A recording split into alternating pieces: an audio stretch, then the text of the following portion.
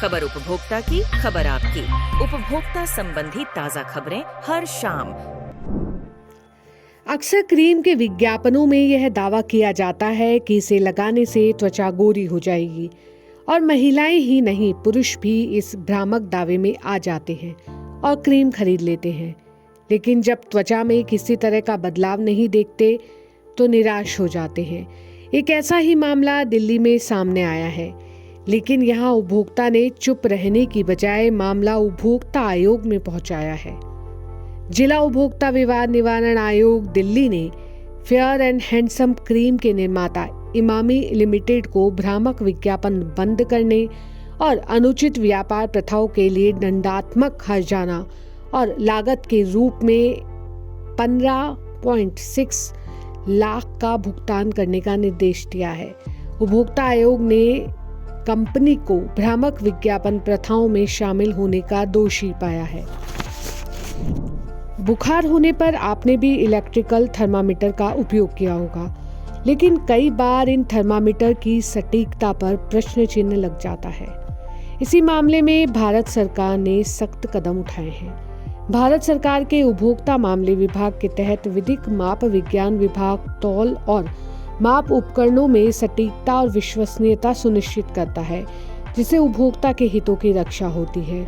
मानव और पशु शरीर के तापमान को मापने के लिए डिजाइन किए गए क्लिनिकल इलेक्ट्रिकल थर्मामीटर के मानकीकरण और सटीकता को बढ़ाने के लिए मसौदा नियम प्रस्तावित किए गए हैं। इन नियमों का उद्देश्य ऐसे उपकरणों के लिए मौजूदा नियमों को संशोधित करना है। यह उपकरण बुखार और हाइपोथर्मिया जैसे रोगों के निदान में महत्वपूर्ण भूमिका निभाते हैं। विभाग द्वारा गठित एक समिति द्वारा तैयार किए गए मसौदा नियमों को सार्वजनिक परामर्श के लिए 29 नवंबर को विभाग की वेबसाइट पर प्रकाशित किया गया था।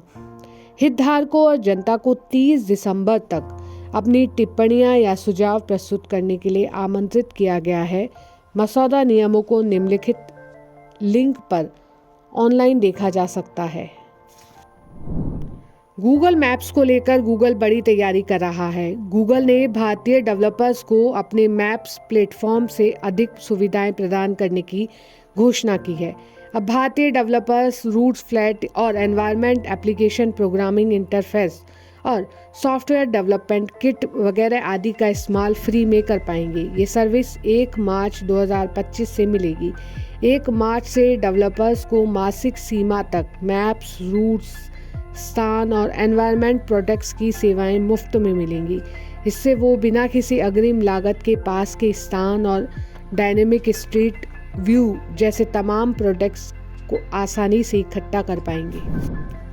सरकार द्वारा दूरसंचार ऑपरेटर्स को स्पैम कॉल और संदेशों के प्रसार को रोकने के लिए निर्देश दिए जाने के बाद भारतीय एयरटेल ने बताया कि उसने अपने AI संचालित स्पैम फाइटिंग समाधान को लॉन्च करने के 2.5 महीने के अंदर 8 बिलियन स्पैम कॉल और 800 मिलियन स्पैम SMS की पहचान की।